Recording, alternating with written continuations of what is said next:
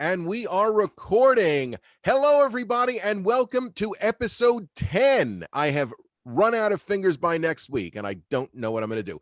Episode 10 of Your Personal Record. That's the show where I talk to people about all things music and record collecting and whatever we want to talk about.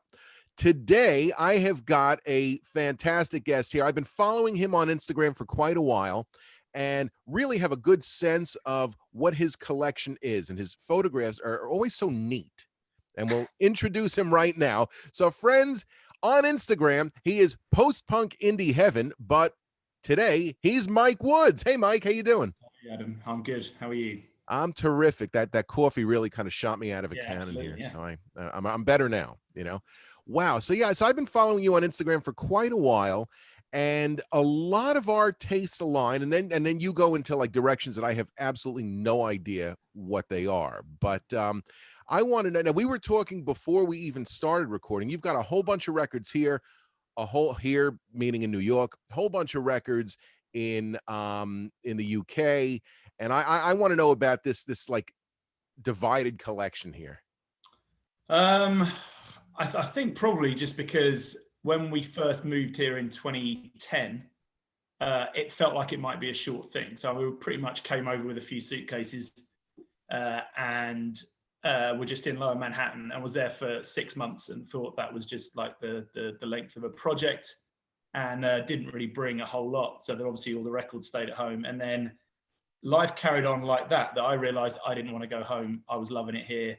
And then 6 months turned to 3 years, and then 3 years turned to 5 years. And at 5 years, I'm like, I'm saying to my wife, I'm missing the records. I can't not have the records. But obviously shipping thousands and thousands of records is expensive and difficult because you can't just freight them. They've got to be sort of protected like pieces of art might be. So it's not straightforward or inexpensive. So after 5 years, I finally got a big chunk over, of which you can probably see there's endless amounts of records in this space. But tragically for me, as is always the way, the ones that sometimes I really want are the ones that are sat in a house in London out of reach. But when we finally move out of this apartment somewhere bigger, then I will ship the rest for sure.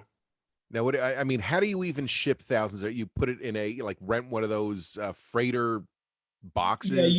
Yeah, you hire humans basically. Don't take the cheap option. It's just not worth it. It's worth saving that bit more for people that are used to shipping art. And there's lots of good art companies. And just feeling in, speaking to a human on the phone and feeling in safe hands that they understand that this is your pride and joy, your life's collection. It means more to you than anything. Like, please don't break them. Please don't break them. And then they actually come and pack for you. They do the packing, which is the best thing, because I would have messed up that packing, whereas they do this all the time. And it was quite funny speaking to one of the guys who's like, yeah, we do this all the time. You wouldn't believe the amount of records we're sending backwards and forwards across the Atlantic. So it's clearly a well-trodden path. Right. It's good to know that there is a company that you can actually trust and they'll get the job done. I mean, I can only imagine what's left in England if you've got like an autographed Sex Pistols behind you, a Beatles Butcher cover, Velvet Underground, Peel. I mean, what do you have left there that you aren't displaying here? There's a, I mean, this is all part of a bigger story, but there's a lot of electronic dance related stuff left behind, because that was my bread and butter for a long time. And the just boxes and boxes of sort of white label, sometimes self-pressed, weird, bootleggy mashup dance things that we were having to make. I ran a club night for many years back in the UK, and it was sort of pre-CDJs being a thing that back when you really could only play out vinyl. So just to sort of homemade edits and homemade stuff and studio-based stuff and things that producers we knew were making, it was just inevitably just running to these same 3 or 4 places in London that would make you white labels of stuff. So I've got a lot of old rave records from like sort of late 80s, early 90s. A massive collection of that I just assembled over the years. Just that's all in London. And then a a lot of sort of earlier indie stuff as well. And then the thing about sort of packing to prepare to bring stuff is that as much as you think you're giving yourself enough time to pack the right things, you never really are. So I'm like, obviously, oh yeah, there's a Butcher cover, or there's like an entire My Bloody Valentine collection, like that's coming, and you're picking the things that you think you want, but you know what life's like. The minute they arrive, you're just suddenly missing more than you could ever imagine the stuff that you left behind. Exactly. Speaking of My Bloody Valentine, I saw that they're just reissuing. They just signed with maybe a reissue label or whatever it is. They're reissuing the entire oeuvre there, and that should be out, I think, May, right? Maybe. So yeah, it's funny, isn't it? I mean, sometimes I think that the labels do that because of the demand, because they can see the price that the originals are going for. But then sometimes I think that people are sort of missing the point, that the price the originals are going for is because people want the originals. It's like, doesn't always necessarily point at the reissues are going to fly off the shelves anyway, but they probably are, aren't they? Because I actually checked the yes, I think they announced it yesterday, and I mean this is going to air a couple of days after that, but I had checked yesterday on the My Bloody Valentine site, and I think the deluxe edition of the first record is completely sold out off of their site. Now, that's not to say that you can't get it through other venues. Maybe, I don't know, it may have just been an exclusive to their site, right? But they had the reissues, just not the deluxe. I don't know what the difference was at that point, but yeah. It's funny. People. I keep reading that vinyl is outselling every other medium and has been selling the most it has this year since like the 80s. I mean, it's incredible. Yeah, it's crazy, isn't it? It really is. And I mean, you've been collecting for a number of decades. I mean, we're talking a substantial amount of time. And I mean, have you seen, let's say even just in your last 10 years of being in New York, have the shops changed? Has the climate changed? Yeah, it has. I mean, the strange thing for me, I guess, was that when I was in like sort of mid-teens, hip hop and rave was like, particularly rave and early dance music, house music was the biggest thing for all my friends where I grew up. I was an anomaly. I was the weirdo that was hanging around with different people at school, and was, I had one friend at school who was passing me Sisters of Mercy and Mission records and Fields of the Nephilim, and the rest of my friends are all listening to sort of white label dance music and going to raves. But this overall permeation of vinyl was king. It was like you had record players, you had decks, everyone wanted to mix. It was like that I just grew up around that sensibility that vinyl was king, vinyl was always going to be king.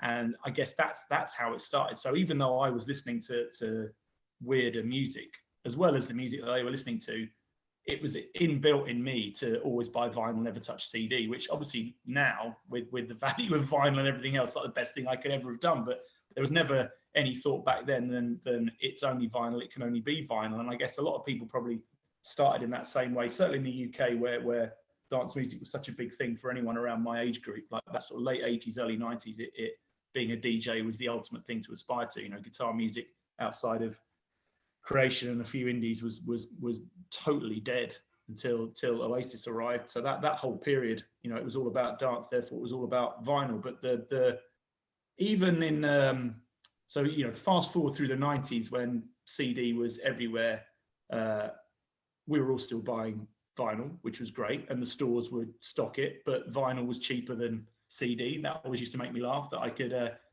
new release would be like £10.99 in Virgin Megastore in London, whereas the vinyl version would be like $8.99. I mean, it was it's a crappier thing, and that that's what I've noticed. To answer your question, I think that's what I've noticed is that over the years, just this slow creep of, the Music and Video Exchange in London in like the early 2000s would just have bargain buckets of vinyl just there that for next to nothing, and things that people, talk about My Bloody Valentine, you could have picked up Loveless and Isn't Anything in the early 2000s for £5.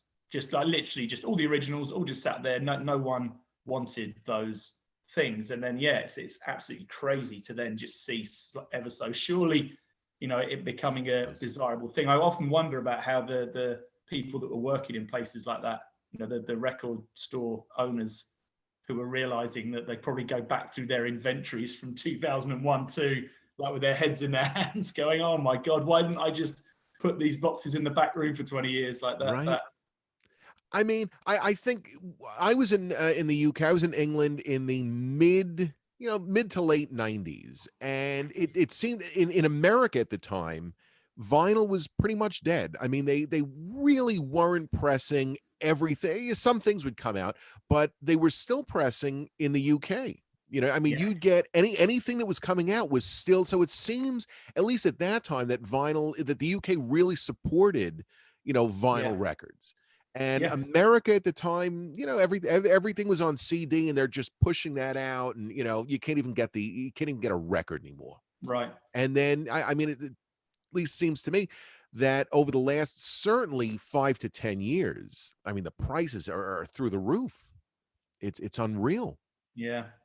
Yeah. I mean, that slightly annoys me as well, that and this is only me, and it's certainly not I'm a bit of a cynic around this constant repressing. Like I like what companies like Music on Vinyl are doing, I guess, but to sort of be charging $35 for a Slow Dive 12-inch to me is just a total joke. It's like, well, I would rather pay double, have the original, and then just listen to it on Spotify. I'm like, I don't see I don't think about vinyl for me. The great thing about sort of older vinyl for me is that I love the sense of the history and the age that goes with it. When I'm holding that artifact, it's like that is the thing from the time. It's all part of a wider contextual thing where I want the romance of that thing, and the sort of cold reissue doesn't have to be a record for me. It's like, I love the music anyway. So I mean, if I'm going to have it on my headphones, it's coming out of Spotify. I don't feel the need to do that. And even if, Music on Vinyl are releasing something that I don't actually own,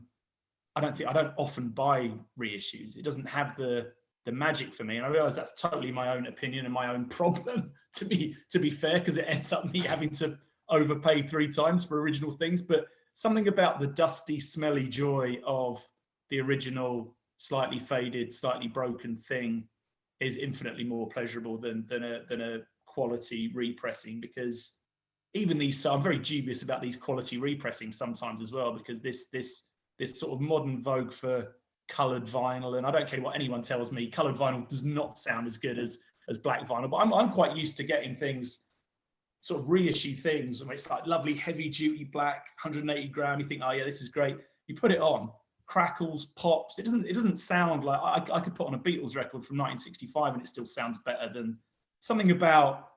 There's inevitable cash cow for a lot of people suddenly being able to charge $40 for reissue stuff. So I'm a bit of a cynic about that. But then if it's stuff that's literally impossible to get, and I'm not going to go and spend $250 on. I know that I don't remember how or why, but I never bought Laser Guided Melodies by Spiritualized on vinyl. For some reason, I had that on CD, and I can't remember why that was the case. And sure, I could go and spend $200 on one of those, but I'm not gonna do that, because they've just done a reissue, and I'm like, okay, I'm gonna buy that. So I've got that on order. There's sometimes I will do that, but I don't like to buy reissues. I don't know why it is. That's my problem, I think. Well, it's on one hand, maybe it does save you some money, because I mean, with everything being reissued on, like you said, colored vinyl or deluxe packaging, these Motorhead sets here, I mean, they're great. Listen, to my ear, they sound good. I mean, you might listen to what they do to it. I can't hear much. So, if I can hear the music, that's really it. I mean, for me to get a high-end hi-fi is a little silly. I think I've just shot the ears. But but they've got, they threw in the original album with a live show, and you know what, for $40-50 maybe it is worth it. I don't know. Extras, extras and stuff, that is different. That's getting access to decent unarchived remastered things. I mean, that is different. That's certainly worth it. So on a new album, so you pick up something new, are you just ripping open that shrink wrap, or you're slicing it neatly? No. I'm a play everything. I don't. I never. I don't care. I mean, I'm not selling any of these things. It'll be passed on to the kids, or they can decide what they want to do with it. I mean, I just don't care. I like playing records. I'm not going to I'm not going to buy 2 copies of things to keep one shrink wrap, because I don't want to be a dealer.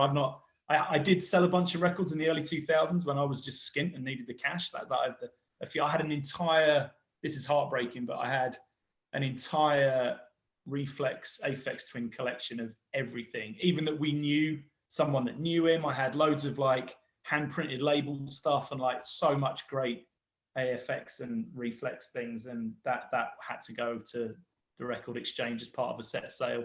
And then it would haunt me because a couple of the things were put on the wall at crazy prices and didn't sell for like 6 months. So I would actually avoid going into that record shop because I couldn't bear to see these things. Like triggers you. No, I don't. I'm a happily a ripper, opener, and a player, and even older stuff that I get, I just obviously I'll treat them nicely, keep them in sleeves, and ship them around the world gently like artifacts. But I don't get too precious about it.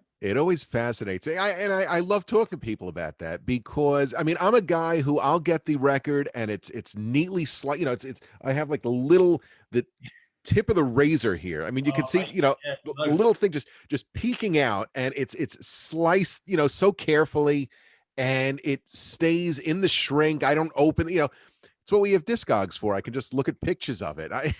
Yeah. No, I hear you. I should be more careful. I should be more careful about stuff like that. Perhaps you've inspired me, Adam. I'm gonna get a little razor now and do that.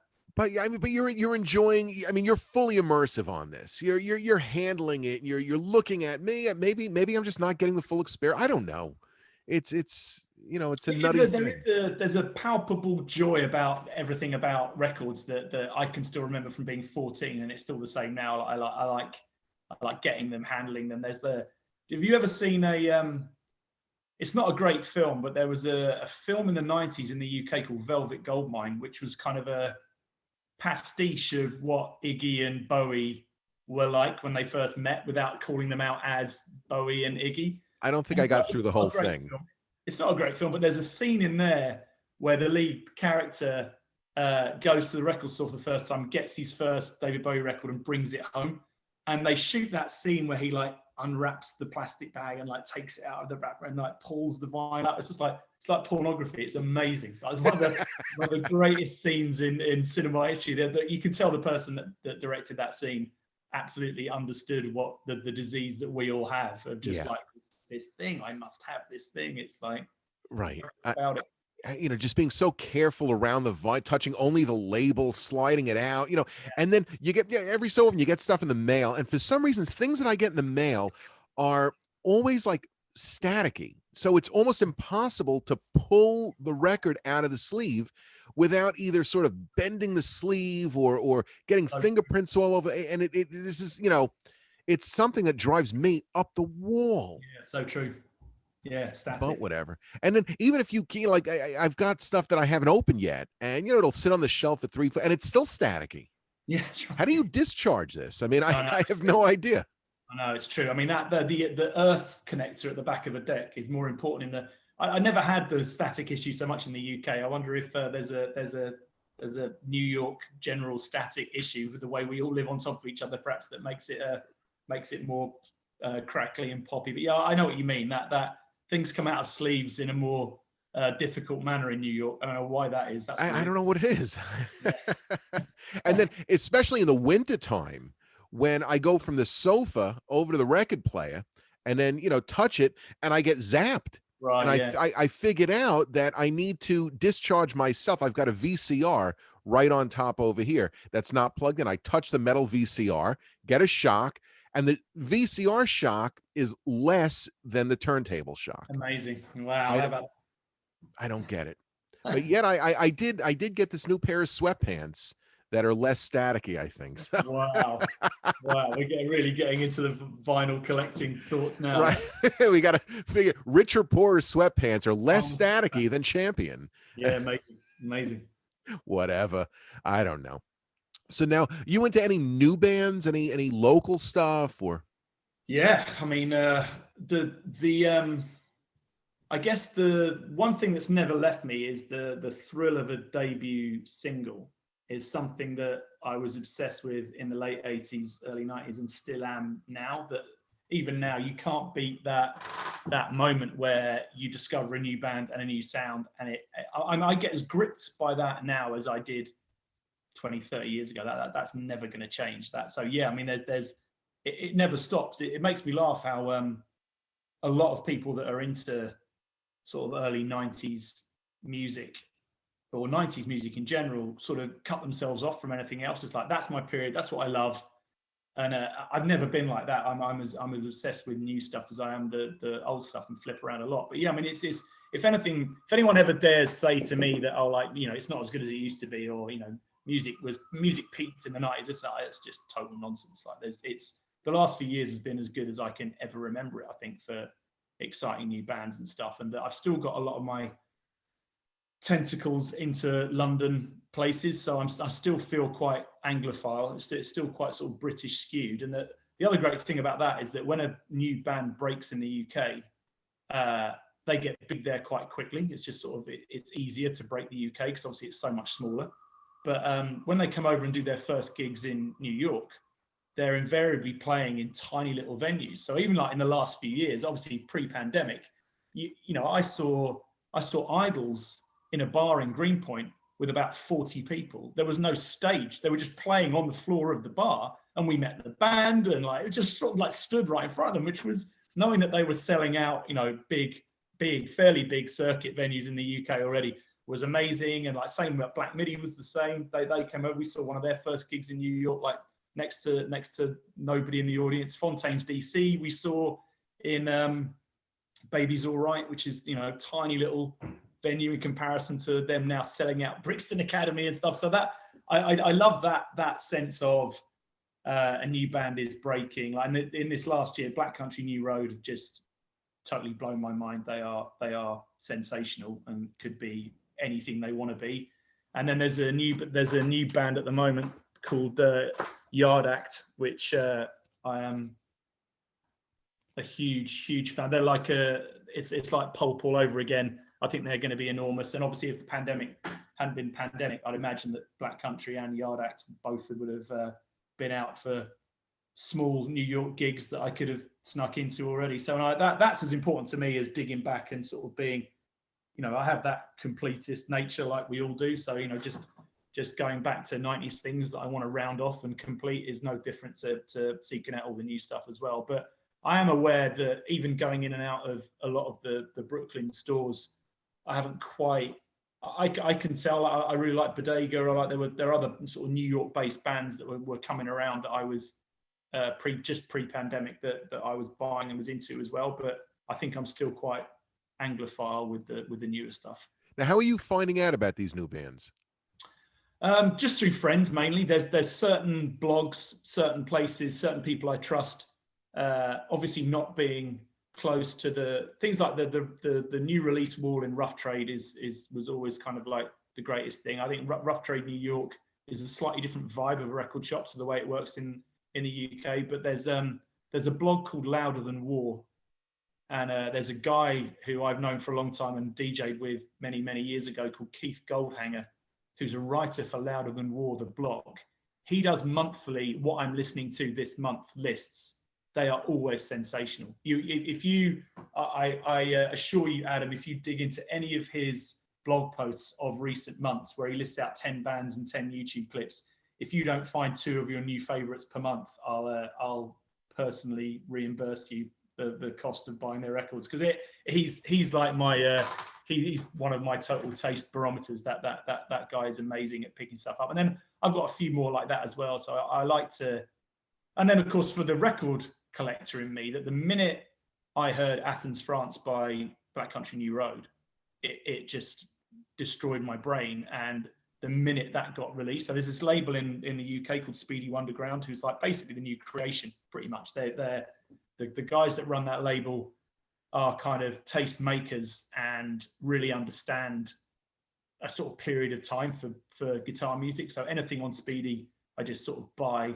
And of course, that just feeds the whole vinyl thing. And then stuff like, you know, that Sunglasses by Black Country New Road, they're like first sort of breakthrough single, I suppose. It was all over British radio.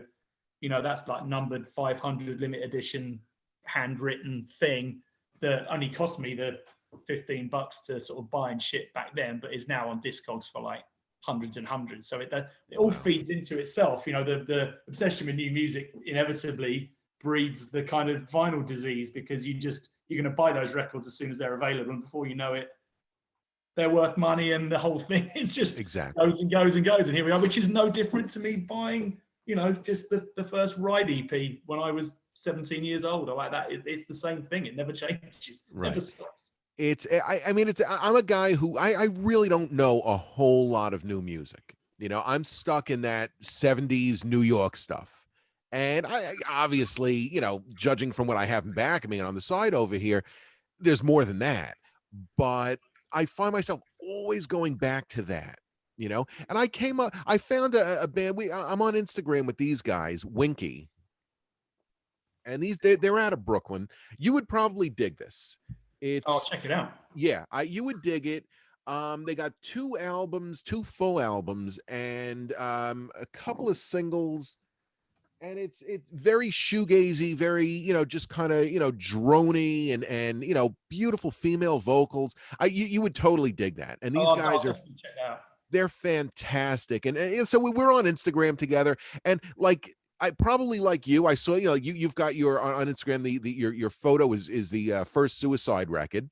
Yeah. And I think, and much like most of the people that I bond with over music, it really comes down to Suicide. You know, for some weird reason, it's almost like this little private club that, you know, oh, you're into Suicide too? Yeah. And, you know, I met him out in by Rough Trade a couple of weeks ago, and, you know, picked up the album, and he gave the single, and it's terrific. You'll dig it. You'll dig it. Yeah, that I think, I suspect deep down subconsciously, I'm living and working in New York because of CBGBs and hip hop and all that. You know, when I was a kid, everything in the UK is within reach because it's small. You know, you can get to scenes. We can go to Manchester and go to a rave. You can go to Camden and see Blur in a small venue. It's like all these little kind of pockets of musical importance are within reach. But for me, I'm looking longingly across the Atlantic. You know, I'm obsessed with.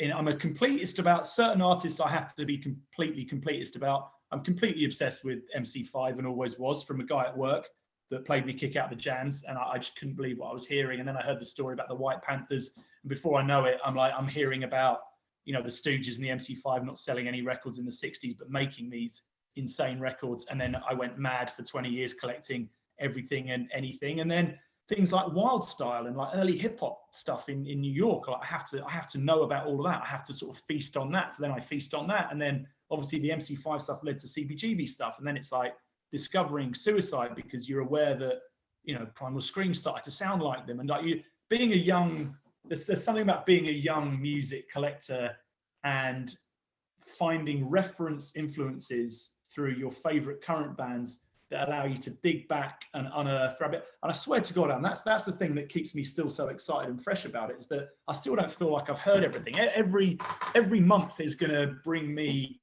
like, I came really late to Talk, for example. I endlessly heard people talk about Spirit of Eden for years and years and years.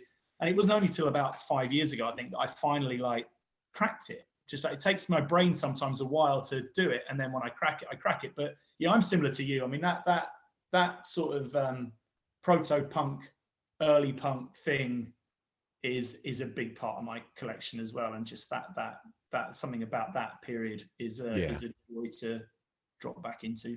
Hey, you mentioned you mentioned a Wild Style in a next month. It just is sort of off topic, but next I moderate an online conversation with Coney Island, USA, called Ask the Experts. We're on every Wednesday, and we talk to documentarians, photographers, artists, performers, and I'll be speaking with Charlie Ahern, the guy who did Wild Style, and this is going to be sometime we don't have a day, like in May, sometime mid-May. Oh, amazing. So yeah, that's great. I've met Charlie, I've worked with Charlie a couple of times, and I mean it's like wild, that document. I mean, documentary, whatever you want to have, film, let's call it a film.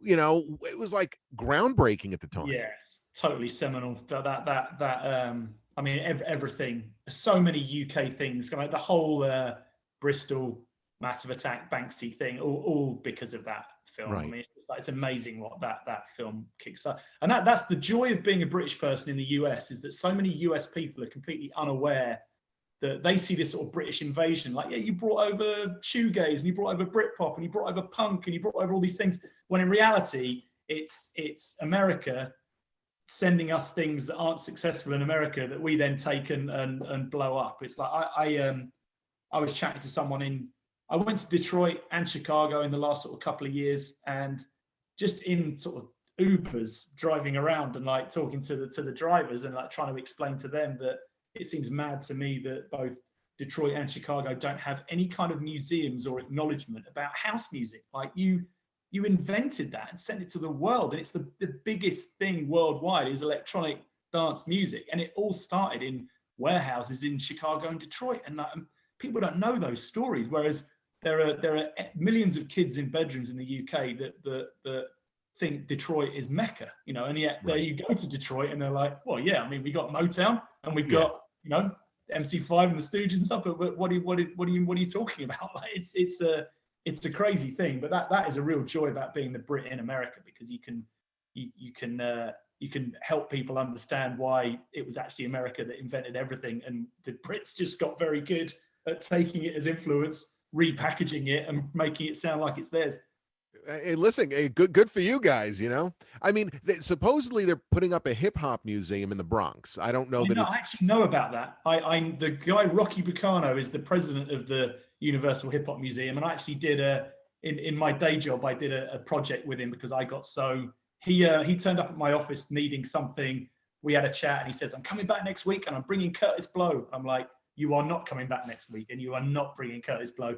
He came back next week with Kurtis Blow, and I was like, "Oh my God!" That's great. And then yes, we tried to help him create like a virtual museum template so that he could then get the raise the finances and, you know, get a bunch of promotion around actually getting this thing built. And he is an amazing dude. I'm so thrilled for him that this thing is actually finally happening, and that there's going to be a amazing bricks and mortar museum in the Bronx. Right. I mean, there's no CBGB's museum. That never transpired. No, I mean, you got right. That John Varvatos story is just yeah. I know. I mean, that you'd love to think at some point someone has to do something with that space. And with every year that goes by, its importance is going to be amplified. I hope at some point, you know, You would think that it would have happened, but it hasn't. And you know, I mean, it's Joey Ramone Place, or that's a couple of blocks up in front of Bowery Electric is Joey Ramone Place. But it's not enough, is it? It's not enough. Nah. But you see, that's New York. You know, New York will bulldoze and put up new. We have no value for the past, for history. You got to like a city like Philadelphia, and they embrace the past. You know, they maintain the old buildings and the old structures. We'll bulldoze because real estate is worth more than history. Right. And that's basically it, you know. So I want to know about that autographed Sex Pistols album that you got up there. Well, what is that? You sent me through on email a couple of the types of questions you'd be asking. Is like the biggest disaster and biggest joy. I mean, to be honest, I suspect this is the biggest disaster, because like 22-year-old me bought this, and I bought it on eBay when eBay had just started, and then was very proud of myself that I had this thing.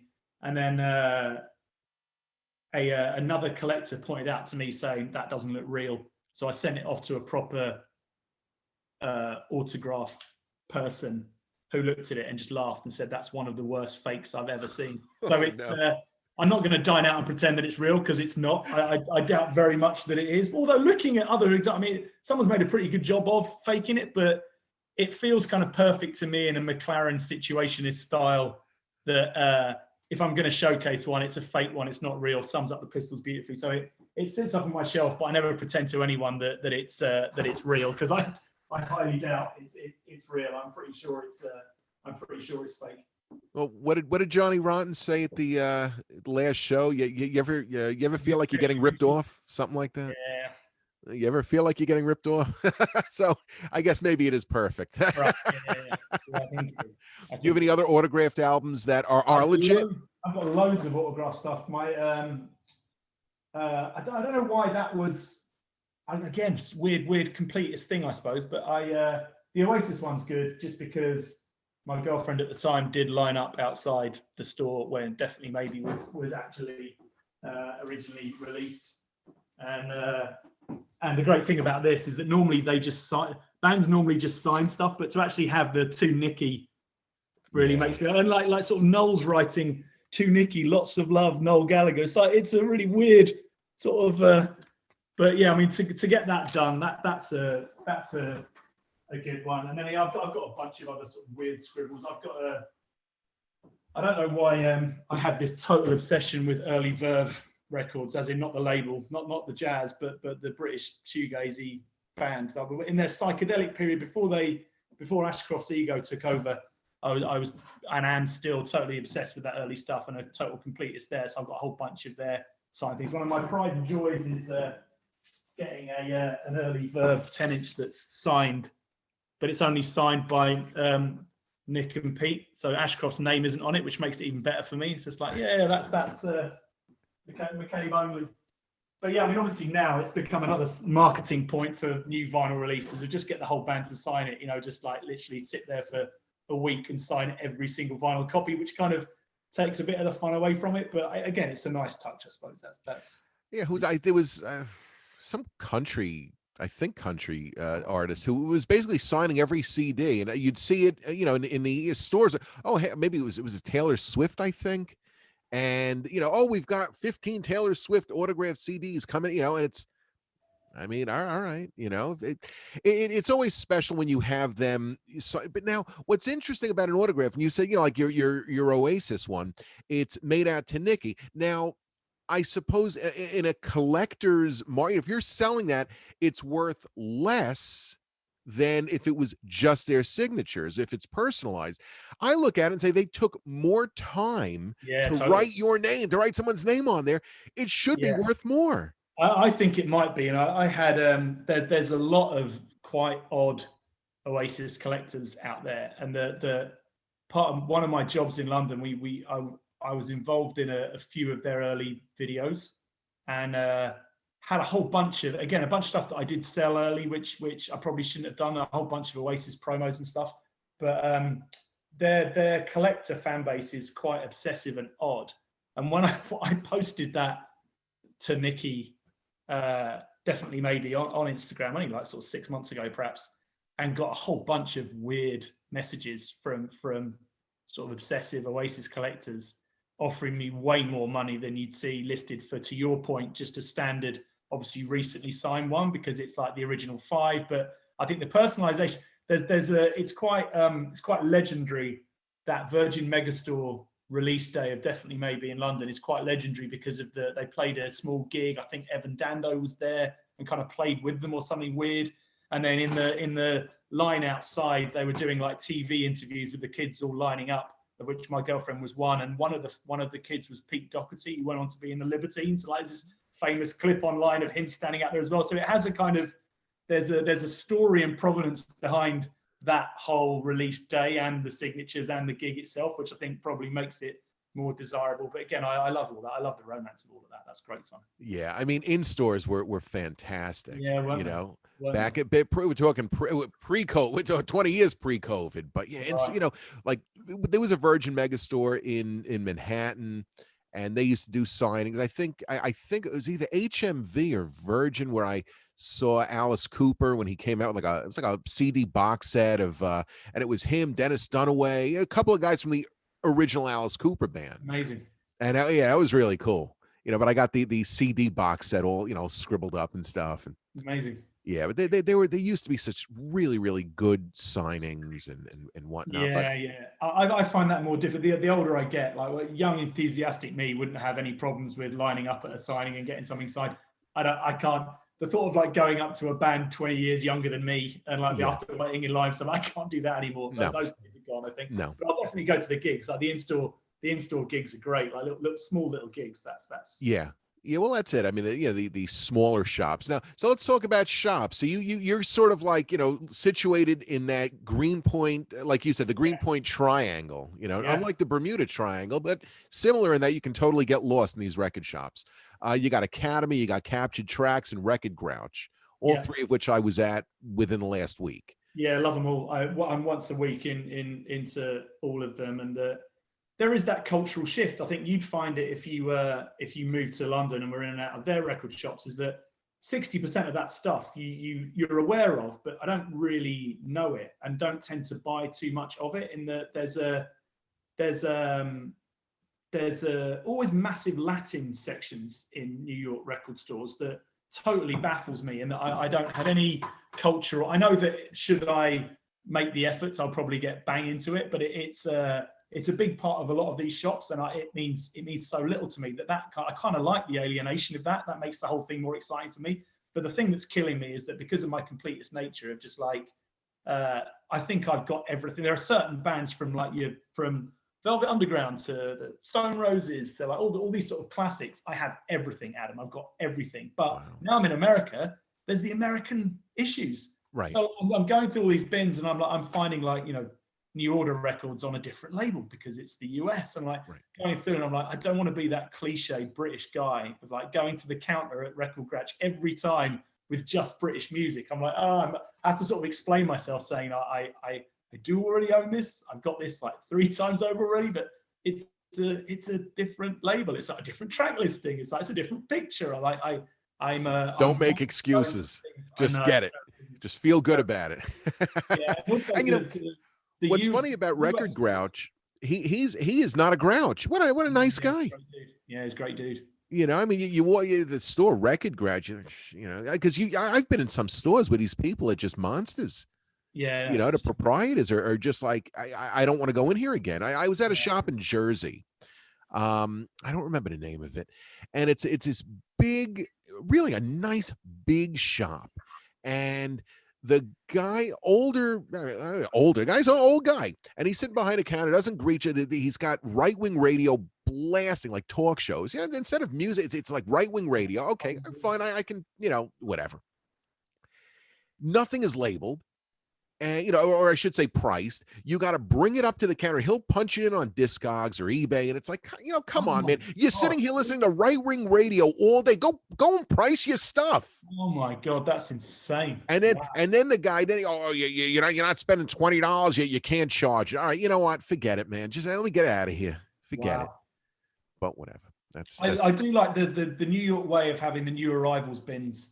I do love that. That wasn't always a thing in the UK. You just have to go back through everything again and see what was new in each section like that. I love the new arrivals bins in New York stores that you can, because that makes your weekly visits there, and there's been a turnover, and it's that all genre, all thing, because I think when we're into so many different styles, it's like there's more joy to be found with discovering something you really want randomly in the new arrivals bin, sandwiched between 2 Ella Fitzgerald records. Is like that's a joy for me. I mean, sometimes I wish they would sort of group them a little bit better. Yeah, right. Yeah. I mean, like captured tracks. Usually, they'll put all like the new Latin with everything else, and it's like I'm not buying Latin stuff either. Yeah. But but it is fun to look through. Just the new releases. And totally speaking of captured tracks, I think I picked up that Chameleons record that you had your eye on at Captured Tracks. Yeah. And they had another one last week that I then picked up. That was in your I think it was from there. That was in another one of your questions, like most thing you wrote recently bought. Yeah, that was last week again, because it's got the weird UK but they've left off like 4 tracks that are on the UK version. That's the American version, yeah. Yeah, but still nice to have with its promo sticker. And what were they? Just hold that up again. What were they thinking of putting that big red band? I don't know. And then the whole kind of thing about the gold price tag and I don't. There's so many weird stories about British bands having to add words to their name because of there obviously must have been a Chameleons already in the US, and the same with Suede and the Charlatans as well, are 2 other British bands that had to change their names coming over here to the London Suede, which is such a terrible name. Why did they? Yeah. Now, you remember Human Head Records? Yes. So Travis, he shut down towards the middle of the pandemic. I mean, the store was operating. He's doing a massive Discogs business Oh, good. now, Okay. but the Okay. store shut down. But yeah, you'd walk in there, and literally half the store is Latin, Yeah. and the rest of it is rock and roll and garage, and then Right. there was like disco in the back. But I couldn't wrap my head around that. It's like Yeah. literally No, yeah. half the store is Latin music. Yeah, that's right. Yeah, it's a big deal, and it's really collectible, isn't it? It goes for a lot of money as well. I mean, I don't need any more genre interest, so I'm leaving it well alone. Like I don't trust myself. Like that's the last thing I need is to discover another avenue. That would Go down that wormhole of Latin music. yeah, yeah, Not going to happen. So that Chameleons is one of the latest things that you got. yep. Anything else? I mean, I've shown that Yard Act thing already. What else have I bought recently? I can't think. I mean, I'm still like 4 or 5 things a week probably, and the random pickup is more. I do the newer stuff. Obviously, is the online orders. I try not to buy on Discogs too much unless it is like a completist thing. Yeah. That there's keeping your eye on. My Discog want list now makes my daily emails from Discogs almost like unreadable. There's like 60 things on the want list now, which I have to kind of scroll through. And there were a series of old rave compilations in the UK called Deep Heat back in like the 89 to 91. And for some reason that's in my head at the moment. And they're all like £3 or £4 each.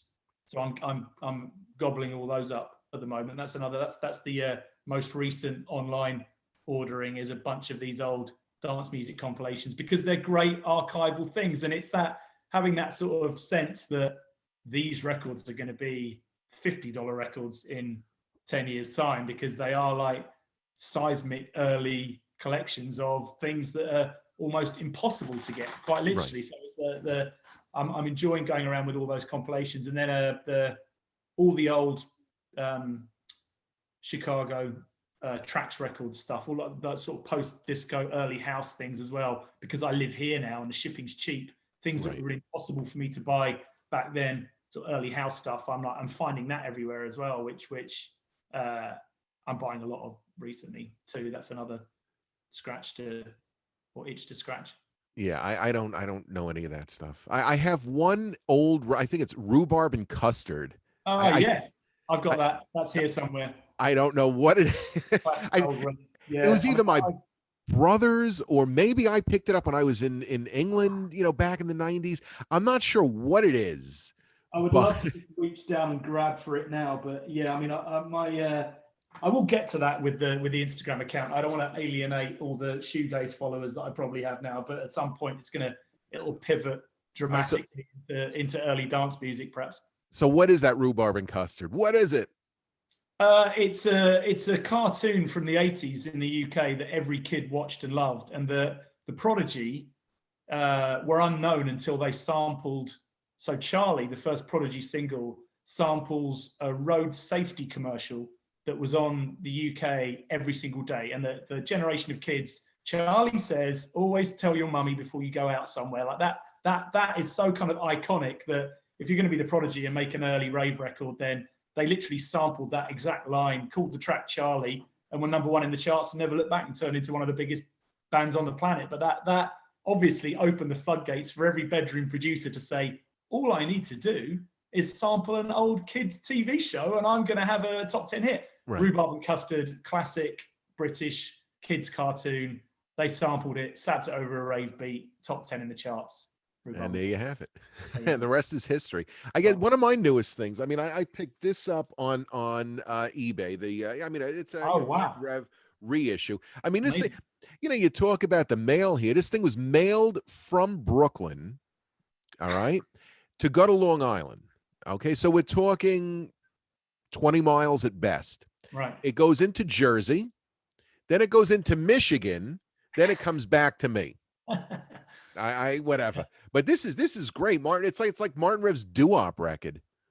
I'm gonna I will make a note of that. That's interesting. Yeah, and I picked this one. No, not that one, not Squeeze.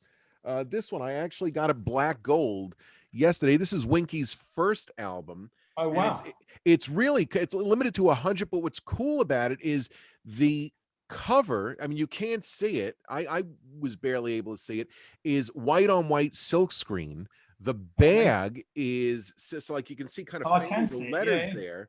The bag is silk screened, and and it's just a white album on just white label, but Yeah, it's really it's solid. I do love black gold. The smell of coffee is a joy as you're shopping, isn't it? Oh, coffee and records, Yeah, so good. yeah, it is. Well, that said, I mean, you want to share anything else? I mean, this is what a great tour. I can go on for What hours do with you have you. on your list? I mean, the see my biggest result, and this is a great story because this really was a result. Was this, which there was a band called I Am Clute. So Wall of Sound were just a dance label in the UK, sort of late '90s. Had some sort of minor hits. A band called I Am Clute, which I really loved. As a version of one of their tracks appeared on this compilation. I just walked into Rough Trade, saw this compilation, bought it, took it home. 15 years, forgot about it, blissfully unaware of it. To then obviously find out it's the only record sleeve outside of the Blur album that Banksy made, and that there was only like 1,000 of these, and that's it. And then it's so weird that you think that I've got the Butcher cover, I've got things that are worth money, and these are like $2,500 now because it's seen as a Banksy. So for all the Banksy collectors, it's but that's the first, that's one of the most iconic Banksy images that there are. Right. But it was on a record first. So I'm like that's my biggest result ever, because I can't take any credit for upfront knowing what I was doing when I bought that album. That's like that's always a fun one. That one might be sold. That might become the point where I can sell that and buy 100 other things that I really want. Perhaps. Exactly. I mean, it depends on how much you really love that. Yeah, I mean, I don't. There's nothing on there that is musically that great. So it really is just about that sleeve. So I think that might well find its way onto eBay for a disgusting buy it now price at some point. Yeah. Yeah, but then eBay will take like 15%. PayPal take another few percent. And then what are you left with? You only be able to get 50 records instead of 100. So right. Wow. I mean, the other one that do you know the story about this guy? No, I thought that was Charles Bronson for a second. You know about Peter Wingard? Yeah, he was in the Flash Gordon movie, and then was Jason King in a TV show in the UK called Department S, and it's just the most extraordinary sort of 70s gatefold record, and very collectible. But the story is quite incredible in that for about a year in 1968, 69, he was the biggest star on British TV, like the biggest star. And what happened if you're a big TV star in the 60s in the UK is that you got a record deal and you could do whatever you want. You could just croon a few songs, like, even same over here, wasn't it? Like Robert Mitchum made an album. It's like Leonard Nimoy, William Shatner, yeah. Exactly. Everyone was expected to make a record. So ITV, one of our biggest TV networks in the UK, said to Peter, "Here's a massive advance. Go away. Here's an orchestra recording. Just go and make your album." But they didn't check in on what he was singing about or what he was making. And then when they presented the record back to release, someone at ITV didn't bother to listen to it either. They just took it and put it out. And it wasn't until they put it out that they heard what he was actually singing about, which is unbelievably grotesque and revolting in a lot of ways, to the point I don't want to bring it up on your podcast, but it's so unbelievably extraordinary that the biggest star of British TV would write songs about this and then put them out and it get into store, that it was in store for like 2 days before the newspapers got wind of what had happened. And then ITV and RCA frantically withdraw all the records and pull it from the shelves, and it becomes like this insane collector thing. But I love that. Again, I love those sort of stories about stuff like that. They're the things that I love to collect, these sort of weird things that have a real place in culture. There's a real kind of cultural moment around. I'm really intrigued now. Is it like we're talking? After this, I'm going to send you a few YouTube clips of classic Wingard tracks, and it's like this opulent production, an amazing, expensive orchestra, and what he's singing and talking about is just unbelievable. Just perversions. Yeah, just insane. Yeah. Yeah. And this, when was this out? 1969. Yeah, incredible. And it much like the Butcher cover, the similar sort of thing. Like, what were they thinking? Right. Why would they do that? Like, it's amazing that you can't beat these stories where stuff gets out. My other favorite one like that is another old rave record that sampled Walking in Memphis, but changed it to Raving I'm Raving. And they knew it was going to be a big hit, this little British dance act, in a similar kind of Prodigy way, similar early 90s record, that they just pressed and pressed and pressed. And it got to #1 in the charts. It became the biggest pop single, and they hadn't cleared the sample because of the renegade nature of, like, it only takes a certain amount of records in the UK to have a #1. They had a #1, and, like, all of a sudden, like, forgotten his sued. Who's the guy that sung Walking in Memphis? Mark Cohn. Mark Cohn. Lawyers are like, what the hell? Wow. I mean, that I love that, and of course, that's by that point it's cease and desist and being sued and everything. But I love those. Only that's why I love the KLF as well, because I love the whole cultural situationist prank related thing that music can do as well. That the sort of the if you can get into cultural consciousness with one perfect little storm moment, I love all of that. Now, how about Negative Land?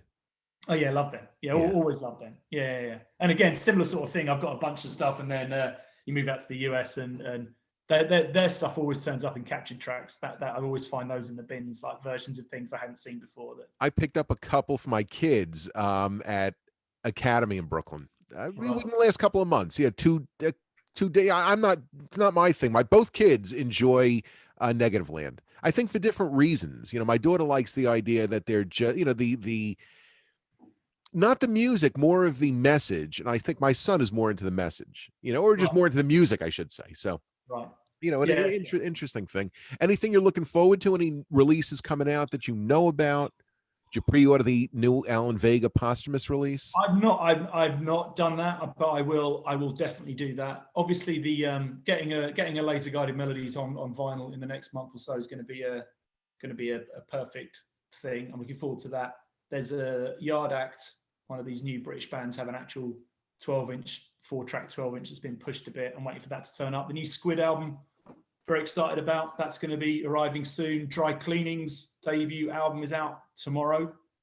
They're great. I think you're going to love them.